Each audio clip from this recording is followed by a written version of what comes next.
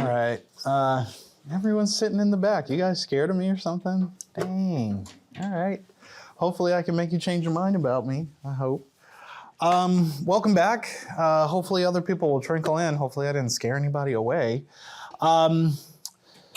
I'd like to start class with, now that you've kind of got a feel for my lecture style, the way that I talk about specific things, right? The ways that we're going to talk about race, perhaps even the depth of the material that we're going to cover. I think it's important for us to have a little bit of an icebreaker activity for each other. I don't think it's nice to sit in isolation and to have where ultimately we're in a class on race and none of us get to talk to each other, get to reflect on these things with each other, perhaps even get to know one another so we can kind of break down a little bit of that little uncomfortable barrier a bit. So this class session today is primarily just to break down those barriers and to talk about race and racialized experiences for ourselves, okay? So today is not necessarily like, I'm not gonna be lecturing at you in the same way that I was doing on Monday, but rather a very reflective time for us before we dive deep into the material you're gonna be studying and learning and reading about, and perhaps sharing your own perspectives on, right? So the first thing I suppose that I want to announce is just a friendly reminder that your first assignment is going to be due on Tuesday, right, before class. So be sure to get the book. Remember, that's Race and Racisms, the brief 3rd edition. The link, reminder, is available on Brightspace if you haven't already gotten yourself a copy. Perhaps you and a buddy want to kind of share access. That's perfectly fine. And then, yeah, I don't necessarily think this is going to take the entire class period, which is kind of nice, I suppose. It's really chillax in that regard. But I really do want you to try to dive deep and make an effort to really think about things for yourself and what you hear other people saying and sharing.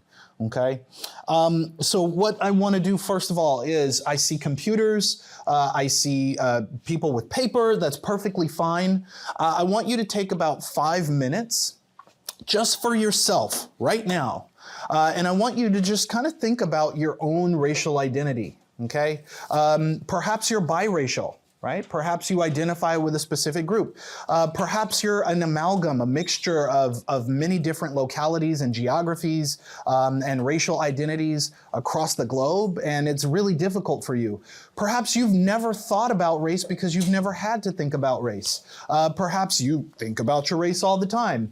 Keep those things in mind, right? And I want you to write down at least 3 to 5 characteristics or traits that you feel like kind of describe or define your own racial identity, but again, from your own individual perspective, okay? Now, here's the thing.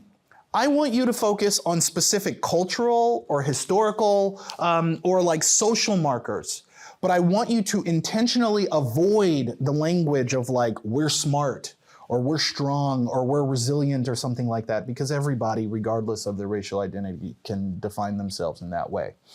So it puts the onus on you to really think about these things in a nuanced way. In order to help you think about the kinds of things you might want to write down, you don't necessarily need to like write down your answer for these things, but these questions, answering these questions might help you to kind of think about your racial identity a little bit more. So first of all, what cultural or social practices are unique to your racial identity? How is your racial group perceived by others, and how does that perception shape your racial identity? What aspects of your community's history stand out as key to defining that particular racial group? Take about 5 minutes. I'll play some lo-fi music in the background to just like write down for yourself what you think those things are, okay? 5 minutes later. All right, how's everyone feeling? Everyone okay? Just thinking about yourself right now? Okay, so, this is where you're going to get racially segregated, okay? So we're going to identify based on just what the US describes race or categorizes race based on the census, okay? And what I want you to do is I want each of you to group up. Hold on just a second before you do. you're going to group up based on your dominant racial identity. For a lot of you, that may just be one singular identity. I recognize there might be mixed race or multiracial or biracial people. Whichever one you primarily identify with, or perhaps people primarily identify you with, whichever that is for you, you determine that at your own discretion. That's where I want you to start. And then in the middle of this activity, I will then have you transition over to the other group that you also co-identify with, okay? And what I want you to do, first of all, this is just an icebreaker, so feel free to get casual, feel free to get to know one another. Introduce yourselves, names, perhaps your year, your major, that kind of thing. Get to know one another. And then I want you to share the things that you wrote down. And among what you're sharing, I want you to appoint one particular person to just compile everything into a singular list, if that's okay. All right? Whoever you decide that to be. And then I want you to identify perhaps common characteristics that each of you identified. Yeah, I wrote that down too, or something similar. Perhaps there were disagreements or things that were a little bit like in conflict, so to speak, right? So when I ask you, I'm just going to ask who here identifies with this particular group. Feel free to raise your hand when I get to that particular group. And in this case, I am not talking about nationality or religion. So it doesn't necessarily matter if you're Japanese, Korean, Portuguese. Japanese and Korean, obviously we mean Asian. Portuguese, perhaps we would mean Hispanic or Latino, etc. Right? Okay. So are there any American Indians or Alaskan Natives in here? No. Okay. Asian people, raise your hand. Okay. If you are Asian, you identify as Asian in any way, biracial or just singular racial, I want you all to group up in this front, my front left corner, your front right corner. Black people, where are you at? Okay, black people, you're gonna be in the middle here, front center rather. Hispanic, Latino, okay, we'll have you over here front wall, I'll say it that way. Middle Eastern, Northern African, Arab, only one person. Okay, so me and you, we're gonna work together, okay? Feel free to stay where you are. I don't wanna make you move, you're by yourself. Native Hawaiian, Pacific Islander, no? Okay, and then white people. Okay, white people, because you're the largest group, you'll kind of cohabitate in that back corner in front of the double doors, okay? So everyone, feel free, first of all, I won't start the 10-minute counter until everyone is seated and ready to go. Feel free to pick up your stuff and migrate, if you will. But just, yeah, relocate over to those areas where I said. A few moments later. All right. Now that you're kind of grouped up, feel free to turn your desk if you want to. You're not obligated to, but feel free to turn your desk and form it into like a circle or something if you need to.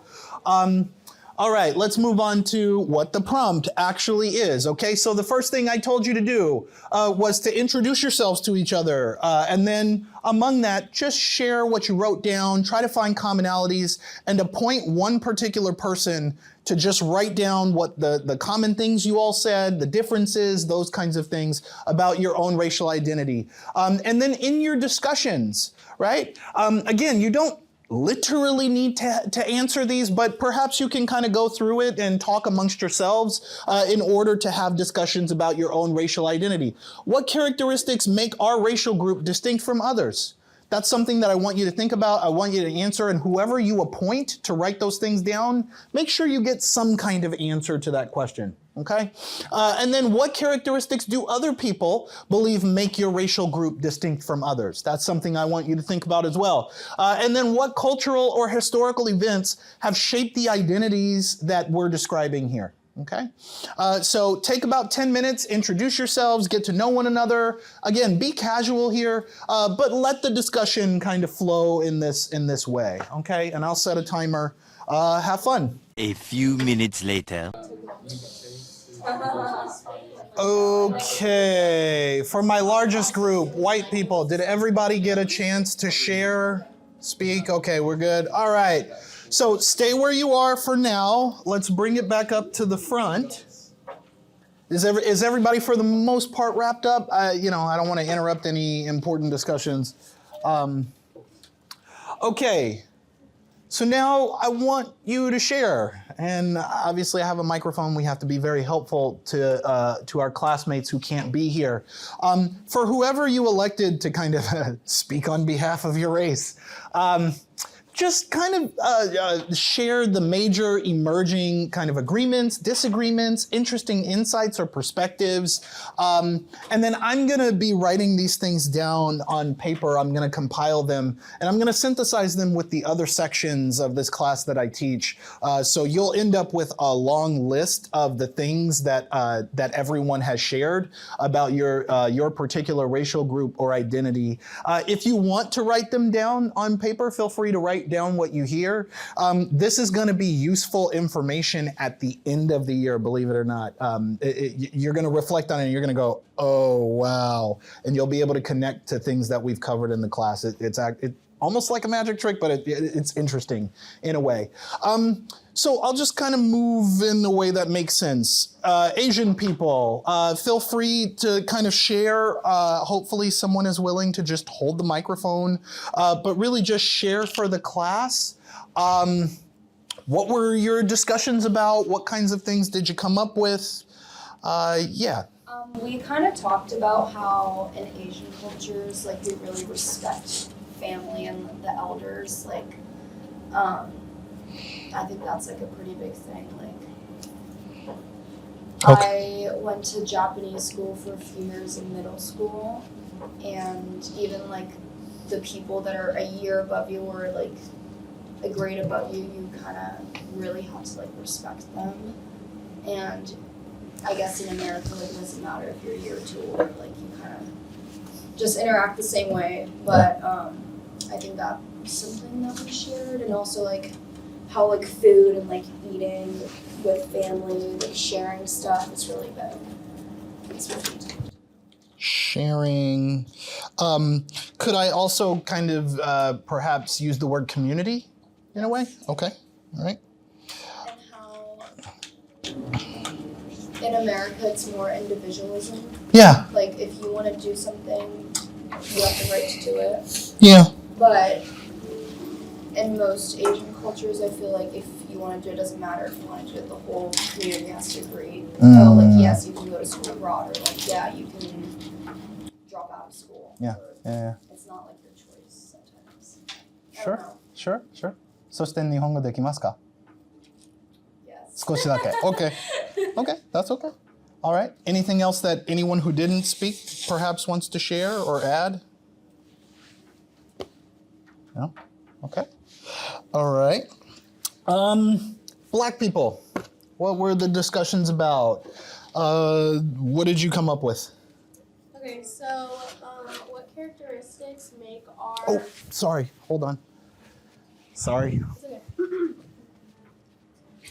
Okay, so we talked about the characteristics that make our racial group distinct from others, such as our physical appearances. In terms of our hair, we have curlier hair.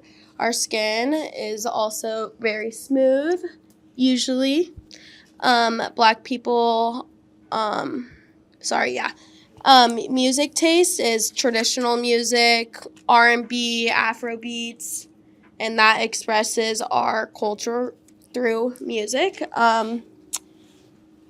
Also, usually we are Christian or Catholic. We also do like prayers before dinner. The events that have shaped our identity are slavery and also civil rights movement. And yeah. Okay. Anything else, guys? Okay. Yeah, is there anything else that anyone wants to add to that? Okay. All right. Hispanic, Latino.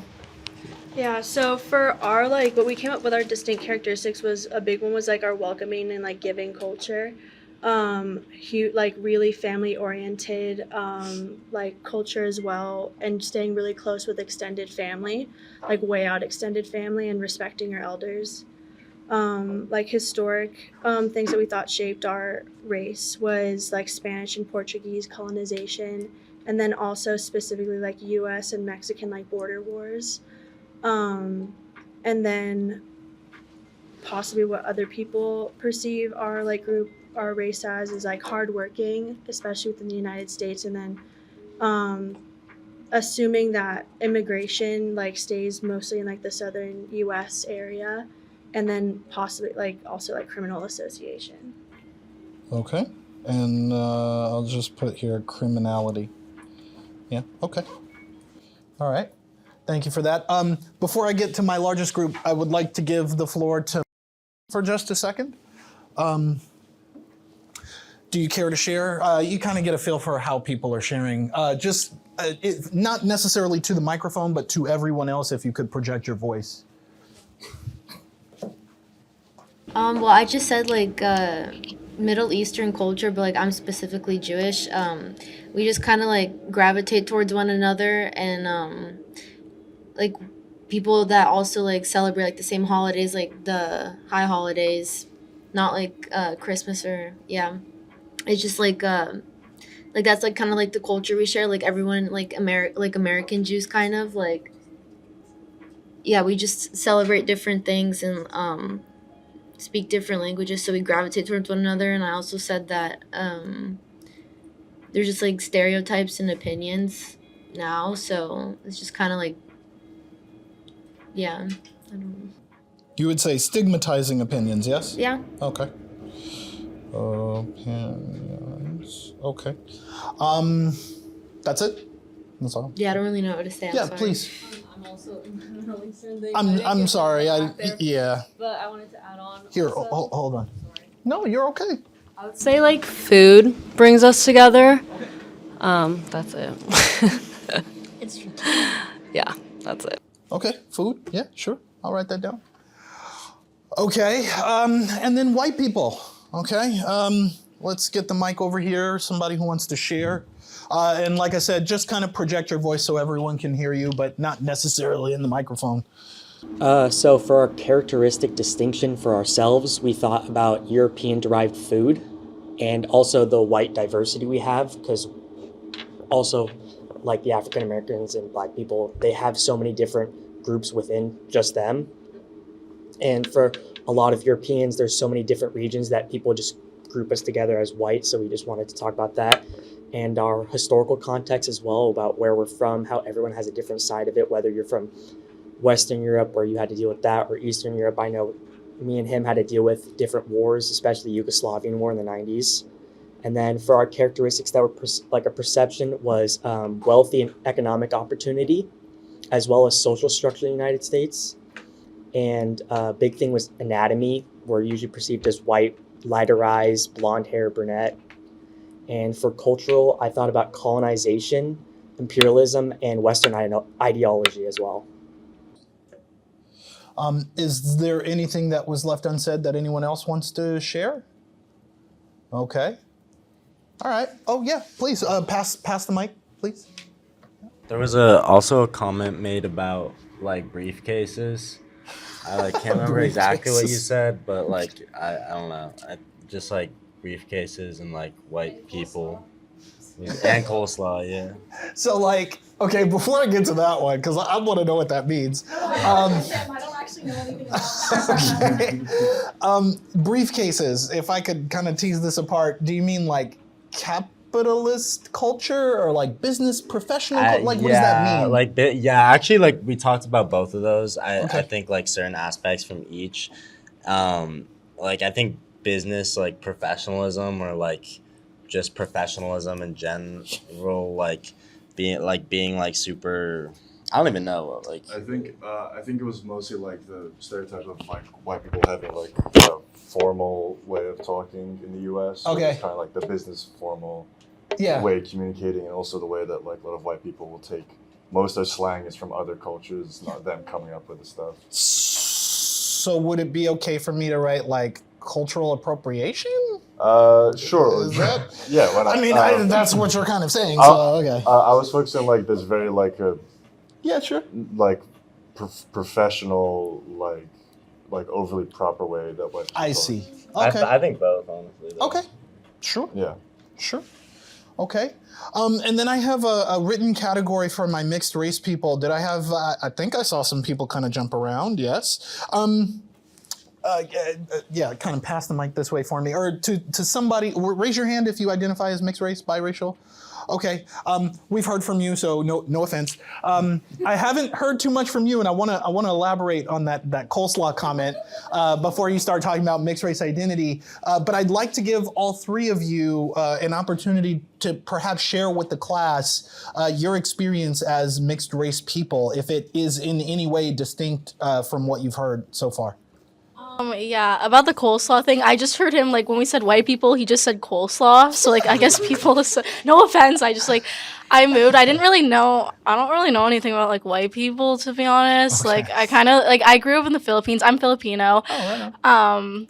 I know more about, like, the language and the culture for that. Yeah. Whenever someone asks me, like, oh, what you are, and I say, like, Asian, that's, like, just the go-to. Like, everyone's always like, oh, but, like, what are you more of, or, like, which one do you like better? I literally just always think it's, like, equal exactly. Like, Sure. I don't, like, prefer one side or anything. Why should you have to Yeah. choose one side or the other? Yeah. That's actually something, interestingly enough, I teach a class called The Social Determinants of Black Health, and we talk about the development of racial identity, and one of the things that we talk about for mixed race people is how both sides of their family are like trying to pull them to choose one side over the other, and it can create sort of internal conflict when they're young. Not necessarily to say that's your experience, but that's No, one yeah. thing. Like, my parents, Yeah. I think, prefer it when I'm, like, do stuff more in touch with, like, my Filipino side, because, Yeah. like, I look more white, so, like, Sure. I think compared to, like, my sister, I mean. Sure, So, like, they like it when I, like, Yeah. show, like, I'm in touch with that side anyways. Right on. So if I could write down at least one or two characteristics that you would say, what would you like condense perhaps your experience into, kind of going along with what everyone else is saying? It's hard to, like, think of something, like, that connects both, but, like, maybe just being mixed in general, like being close with both sides, or not having, like, you know, a preference or anything between both. Like, I just identify as, like, both, not one more than the other. Okay, hold on one second. All right, my two ladies, remind me your name again? Lauren. And do either of you want to share anything or add anything to that? I'm Persian, Italian, and Chinese, so I'm kind of like all over the place. So I would say, like, I don't know, most of the time I'm just like confused because like my Chinese grandma lives close to us, so like we're celebrating Chinese New Year and everything, but then we eat Persian food for dinner and then we eat like Chinese food. But I don't know. Most of my life people just tell me I'm white, so I just would classify myself as white. But Interesting. I would just say it's confusing. Okay. Yeah. And then, Lauren, do you want to add to that at all?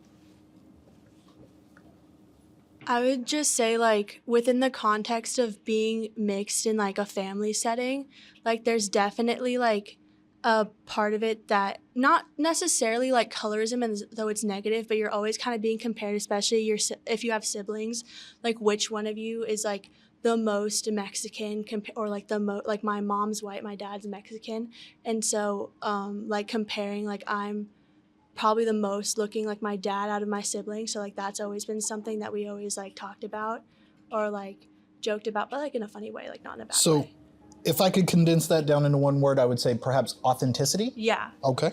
And then also probably like comparison of looks and like Sure. Speaking to the comparison of looks, could I call that like, man, I don't even know if that, maybe this is the other side of that coin, but like racial ambiguity? yeah, that's Okay.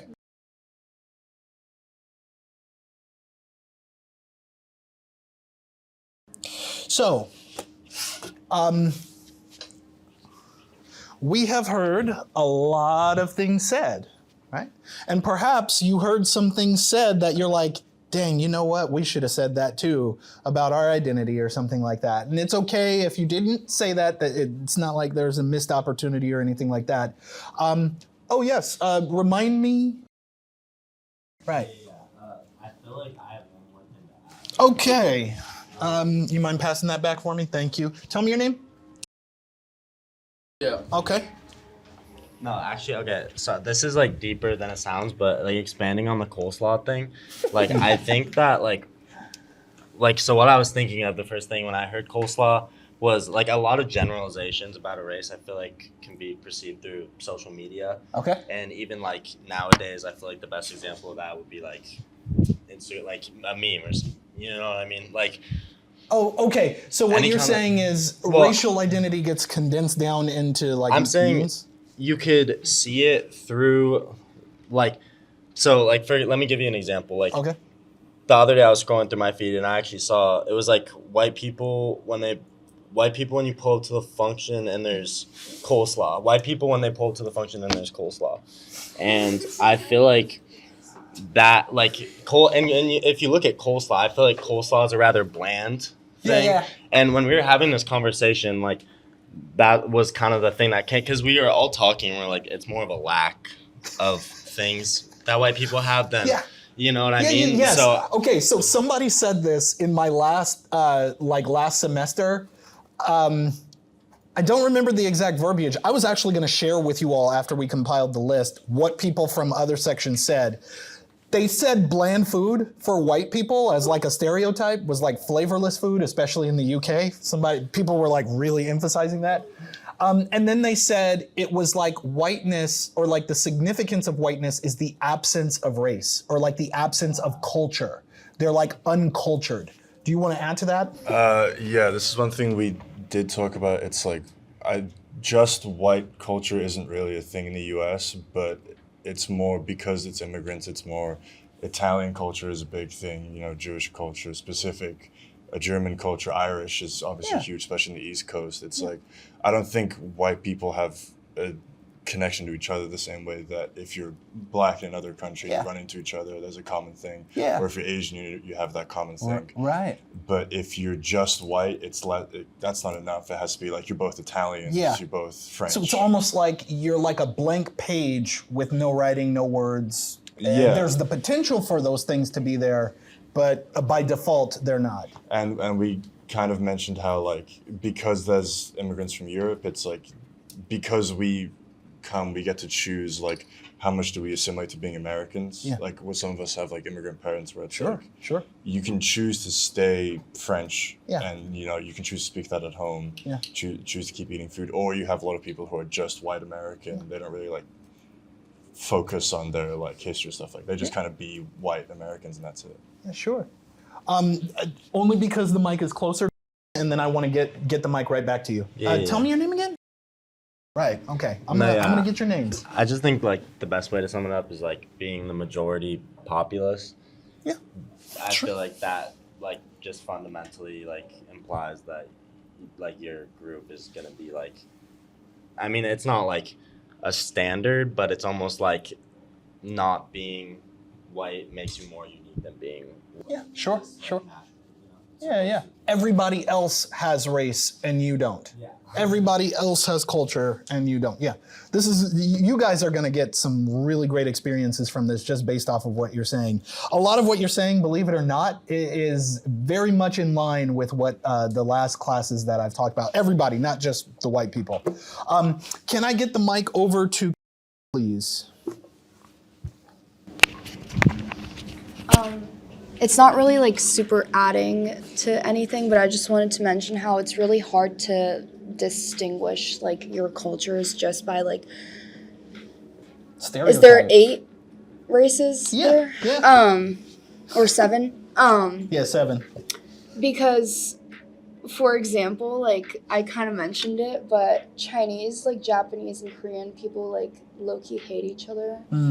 Yeah, there is that kind of. Yeah. Like, and for example, like I'm Japanese and like I have Indian friends and like our cultures, they're still Asian, like, but our cultures are so different. Like they don't,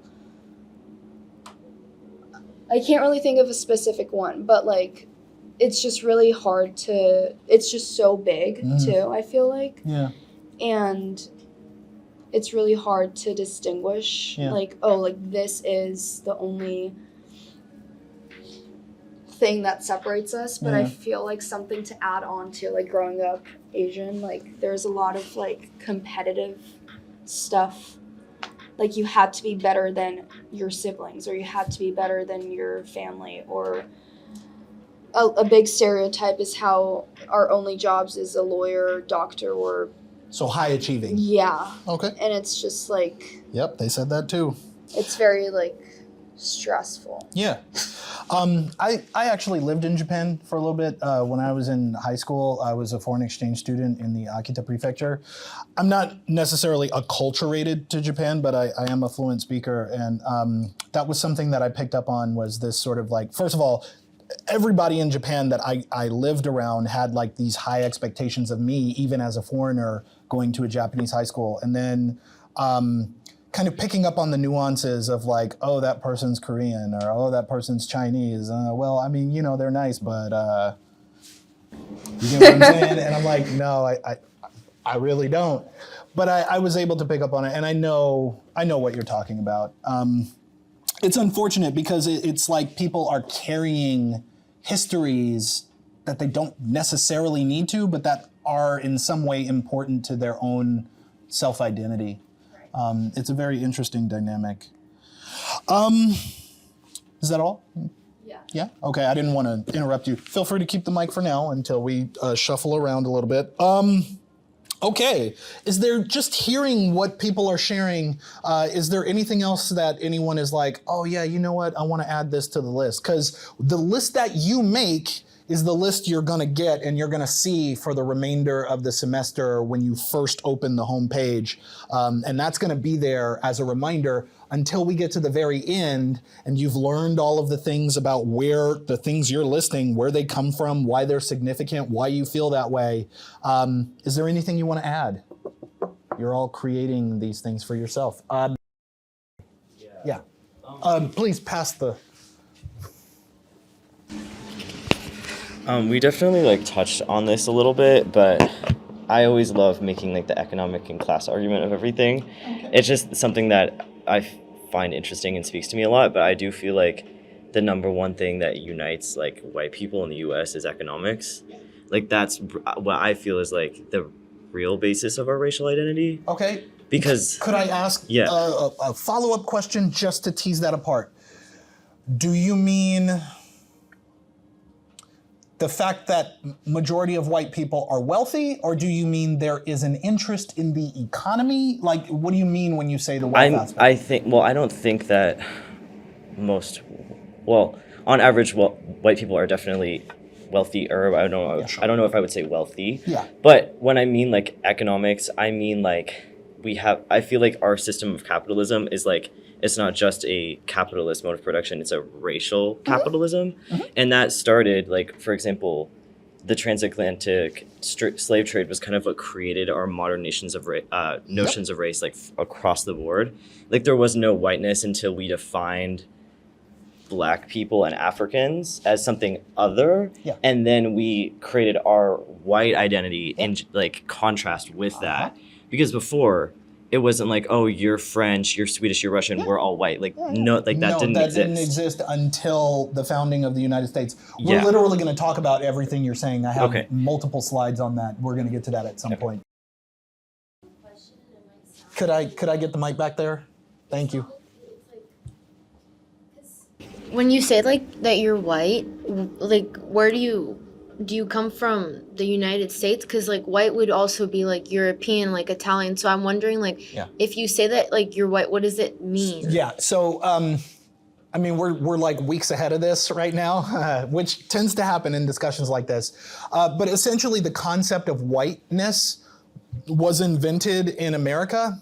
Before then, it was just, I'm Dutch, I'm French, I'm English, I'm German, whatever. No one really identified, like, based off of this abstract notion of colorism.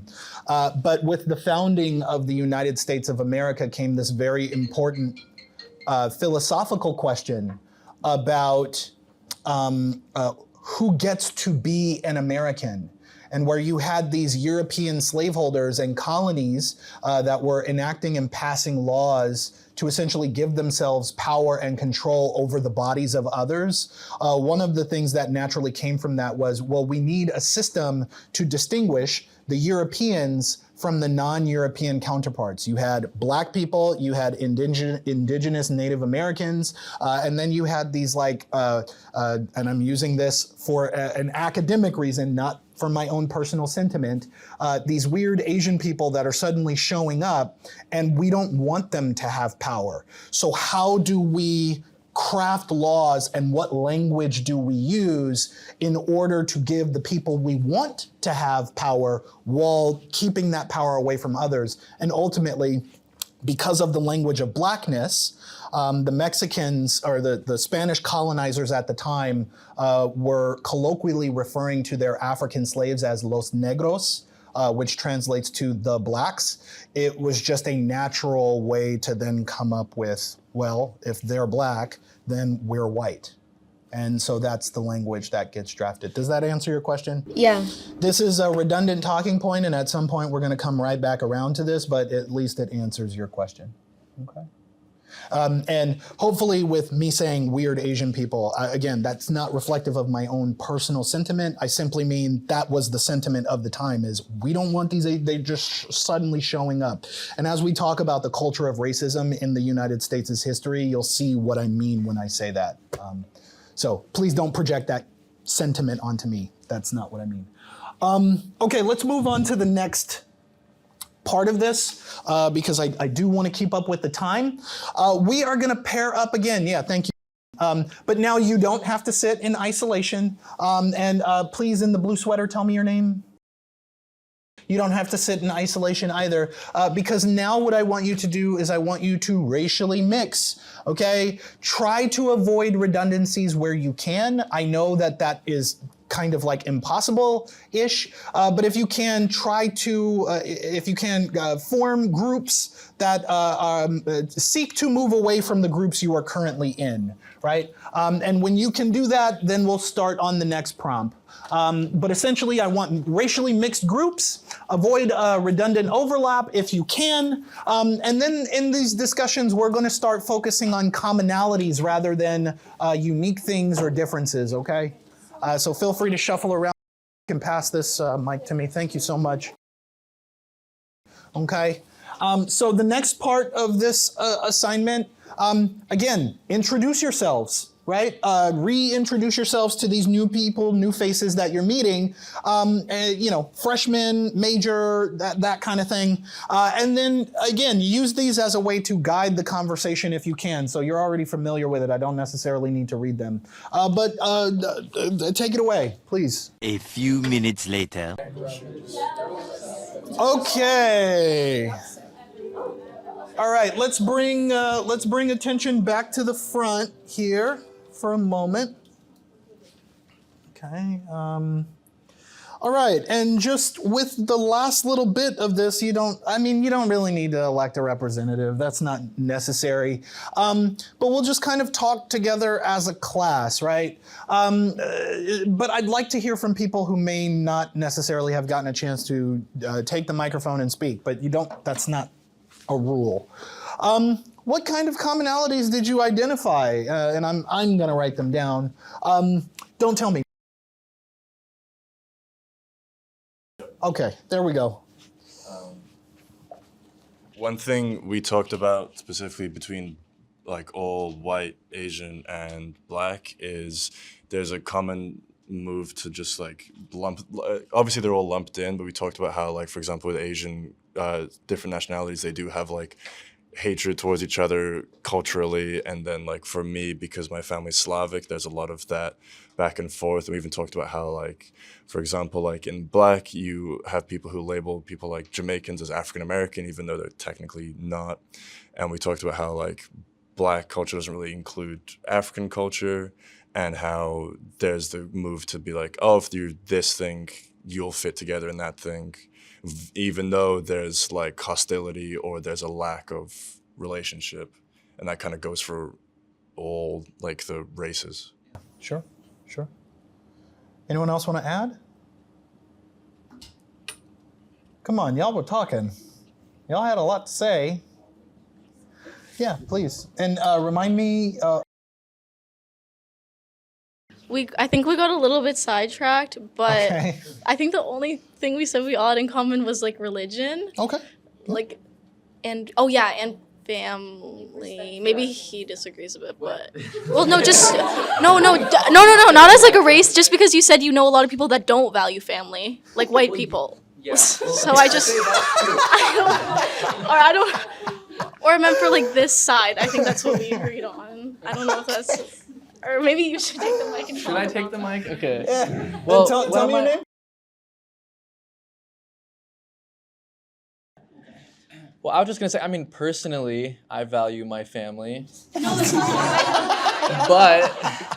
I do feel, I don't know, I feel like there are a lot of, I mean, there's people everywhere, but there are a lot of white people that like they kind of don't have a sense of authority almost, and they think that they're the boss, you know, especially in children. Like their parents don't raise them I have to write that one down. that well.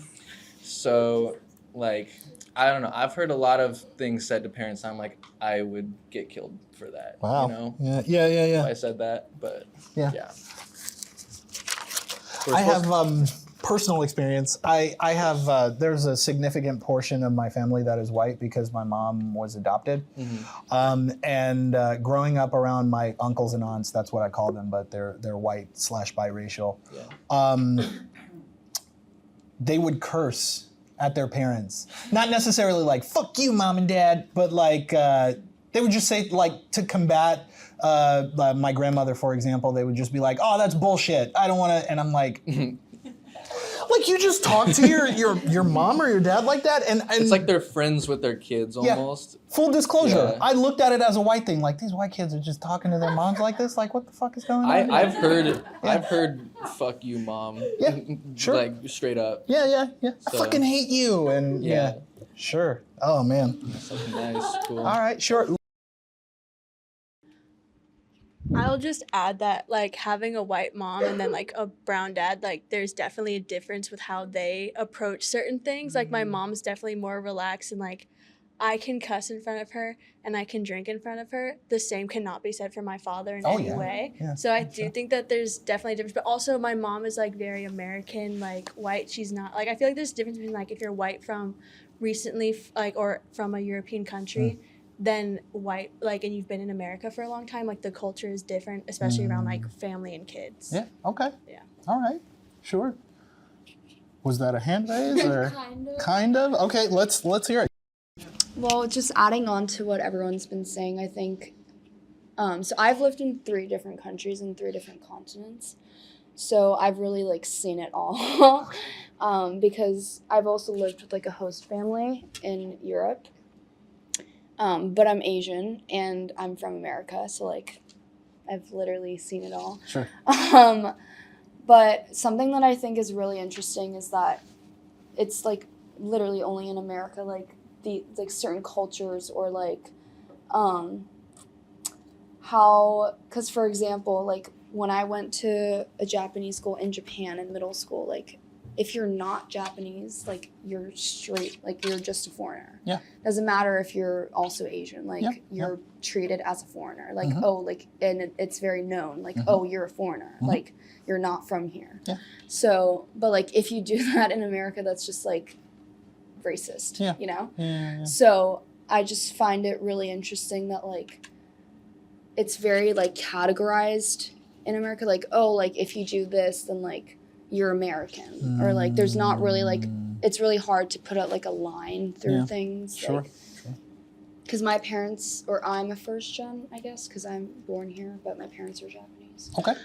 So it was really interesting growing up because at home, like, it was very, like, strict and, like, I couldn't really be opinionated, but, Yeah. like, in class, like, I had to, like, speak up and Yeah. stand up for myself. Yeah, sure. I don't know where I was going with that, but I No, just but wanted to say. no, that's okay. Thank you for sharing your experience. Yeah. I We just thought- we need to hear those things. It's going to contextualize a lot of what you learn about in this class. Thank you. Anyone else? Come on. I haven't even heard from anyone over here in this group. Someone who hasn't spoken. Care to share? Okay. I think kind of going off what she was saying, like both of my parents immigrated here. So I have this sense of I have to do good and I have to like get a career and have this whole future ahead of me. So my parents didn't come here for nothing, you know? Like I've definitely been blessed with a lot of more things than my parents were able to do. My parents are like, they're fine. They've really set themselves here. They've really, you know, they came to chase the American dream and thankfully they've been able to. But I have the sense of I have to do good because if I don't, then they just came here for nothing, you know? Like you're going to disappoint them Yeah. kind of thing? Okay. And I think it's a lot in Hispanic cultures where like you have to do good. If not, your parents basically came. Well, a lot of parents come here because they're like, I want to give my kids a better future. So I have the sense like, okay, if I don't do good, then my parents are gonna like, they're gonna be like, what the hell did I come for? So then part of what you're saying about hardworking, you would identify with that? Okay. Yeah. Yeah. Okay. All right. Someone back here that I haven't heard from. Please pass the mic to.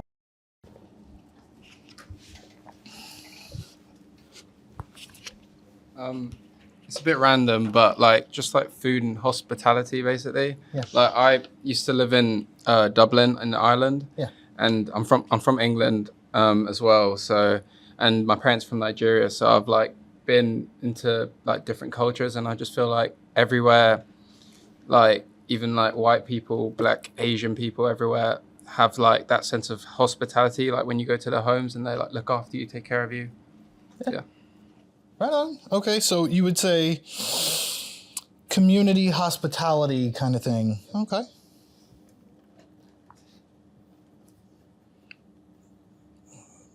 Hospitality. Sorry, I'm a slow writer. Okay, just hold on to the mic for a second. I think there's one more part of this. We don't have to take 10 minutes necessarily, but just all together, we're not even groups anymore. What surprised you about your discussions? Let's start there. And if I could hear from somebody who hasn't spoken, I really want to give everybody the opportunity to kind of chime in. Were there any surprises? Okay. I just feel like everyone is like super self-aware of like actually I don't know how to say it. Like everyone's like very aware of like how people perceive them or like their culture or like their religion or whatever. Yeah. And it's like you don't really like think about it, but like you just know in your head. I feel like that's like I don't know, it surprised me that people just like knew what other people like thought of them because I don't really think about that. I don't know. Okay. I mean, in our discussion, it wasn't recorded on the microphone, but in our discussion, we were talking about how you were receiving messages about being vigilant of how other people feel about you, right?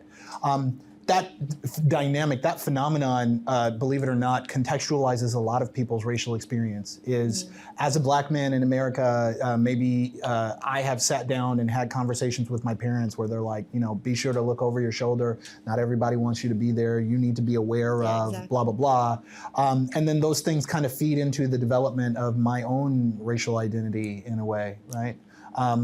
So you can relate to it. Perhaps you just haven't thought about it in depth. Yeah. Okay. All right. Anyone else? Right? Oh, yeah. This is more specific, but I think about the mix thing. I think I was surprised how like the other mix, mostly you, everything you said, I was like, oh, that is so true. Like, I think like mixed people in general have like very similar experiences, like regardless of what the mix is. Yeah, sure. Because in our culture, everybody thinks in, 8 rigid categories, and then if you happen to be in the middle, what are you? Yeah. Right? Yeah. Yeah. One thing I thought was funny that I thought about was it kind of reminded me when we were talking about it of, for me, high school, because I moved from England around in the beginning of high school, and most of my friends were immigrants from like other parts of Europe or Asia. And it's weird because like there is like a distinction between like white American and white immigrant.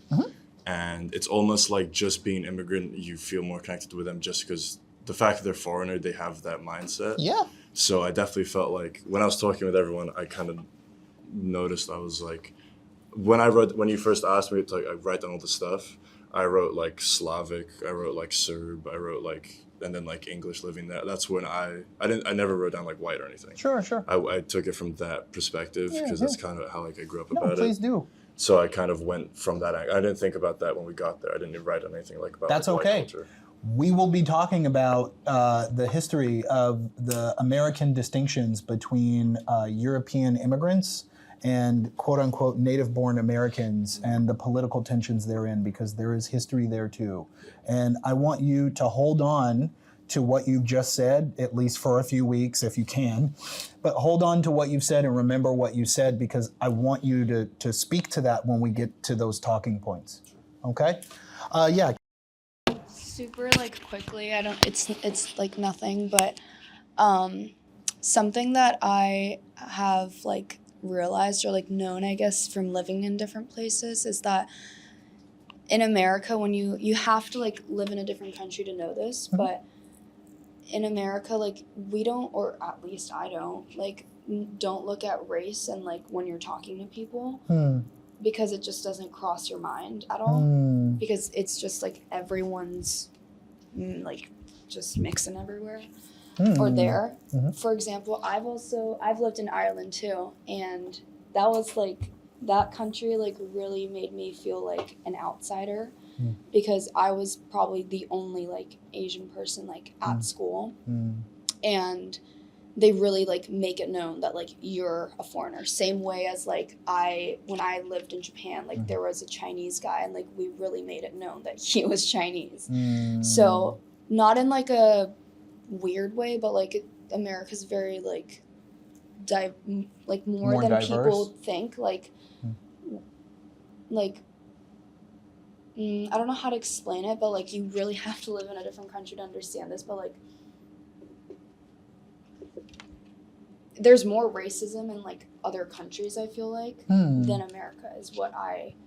This class is going to be an eye-opener for you. Well, I don't. Well, no, not in like that way, but like in obviously, like You mean in historically, modern times? like Yeah, obviously, sure. but like modern. Okay. That's what I. Okay, sure. I feel. I would agree that certain non-American countries are, let's say, less racially Like even if I go to developed. Italy, I went to Italy for 2 weeks in the summer, and I felt like, wow, like I'm an outsider. Yeah.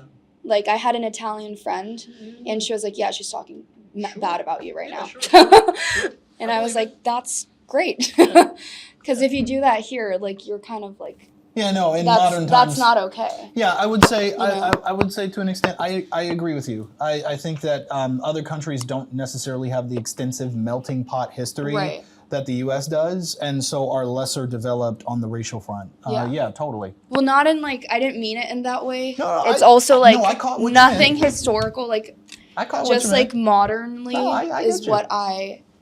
I got you. Yeah, no. Yeah, you want to say something? Okay, yeah, let's pass the mic that way, and then, yeah.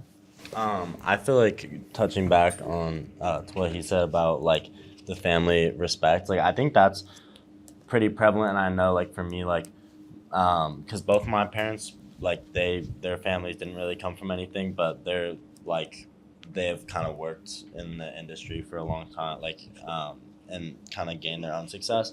And I think like there's like definitely a lack of familial piety, I think that's the word, like that's taught in the US that would definitely be more reinforced in other countries. And I think like it was really interesting to hear like about like other people's experiences, because you can't like going to like being born in America versus like moving to America and like having to like kind of grasp as an opportunity instead of like, oh, I was born here, like there's not as much pressure for sure. But I also do know, like I feel like that's kind of a reason for maybe that disconnect with family, because like I know my parents like are really hard workers and that's like all they do, you know. So. Yeah. Okay. Thank you for sharing. Oh yeah, Andre. Yeah, I also wanted to say like your experience is kind of similar to mine. Like I feel like one of the things about being a white person in the US, at least in my experience, is that a lot of older white people have this kind of like perception that they worked really hard for everything that they got and they deserve it, and they think that younger generations just don't want to work hard. Just don't want to work. You know, it's like the quote unquote like boomer mentality. Mm-hmm. Whereas I think sometimes more immigrant communities, like regardless of race, tend to like they're more aware of the situation because they've had to go through it themselves, of like more marginalization. And so like if the kids can't move out or they have to stay at home or whatever, it's like understandable. Whereas like my parents made it very clear from a very young age, like you're an adult, we're not going to help you with anything. That's it. Yeah. And the family is not really connected, and that's true of like a lot of white people that I know. Yeah, sure. So, yeah. Sure. Thank you for sharing. So the goal, as I told you, for this activity was to just kind of break the ice, you know, get to know your classmates, hear a little bit of their own perspectives, their experiences and things like that. And just to at least try to chip away and break down at that wall you might have in a class about race and racism. Hopefully what you can see in the discussions you've had is there's a lot in common. Despite the clear and visible physical differences that you have, you all are living, you know, different sides of what is the human experience, right? So keep that in mind. And then for those of you, we've had some discussions where we're jumping into things that we're going to be talking about several weeks from now. Remember these discussions that you've had here, because I'd love for you to jump in as we hit those slides or those talking points, and to go, yeah, this is what I was talking about. And if you can expand a little bit on that, I'd love to hear that. Okay.